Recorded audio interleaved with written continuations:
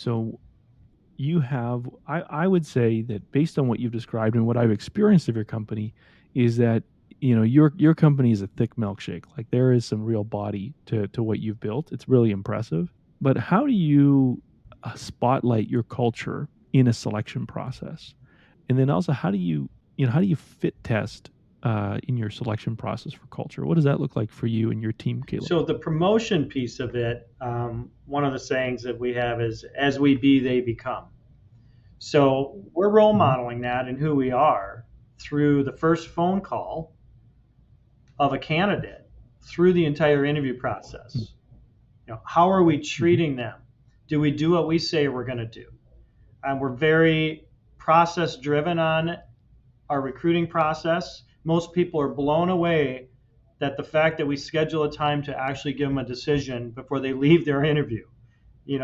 There's no like, I'm just going to go interview and we'll wait and see what happens. So there is that piece that promotes the culture. It's all how we talk, how vulnerable we get, how open we are to share, the excitement we have in that interview about where we're going as an organization, the willingness to match their needs with the positions, to talk about development. I mean, all that foundation of culture is literally done through the interview process.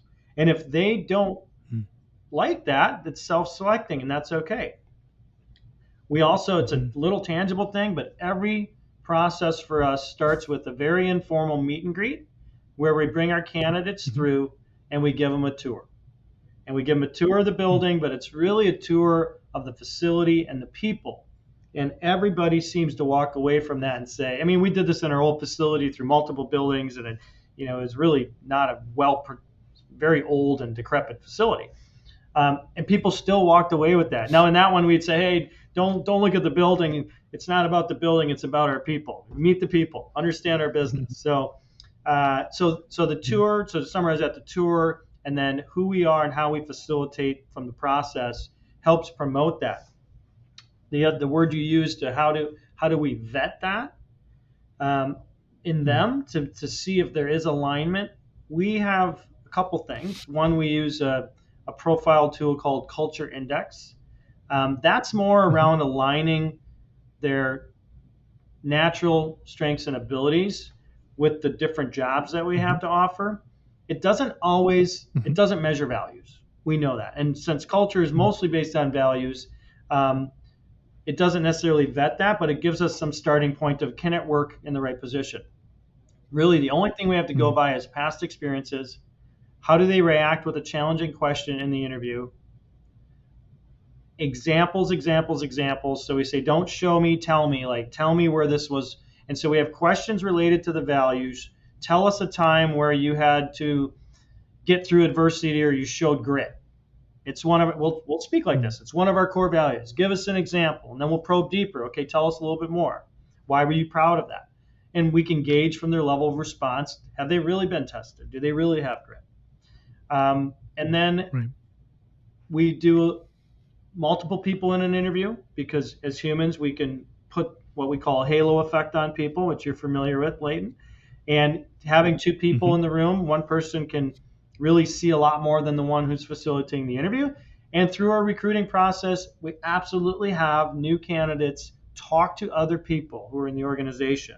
It's both for the foundation for them to receive the vibe, it's also for our people who are on the team to protect what they love, and they will tell us flat out, please don't hire this person, I got a bad vibe, or hey, something's going on here. Now we got to talk through that and make sure it's legit, but those are some ways in which we help vet who's coming in. And frankly, there's an expectation.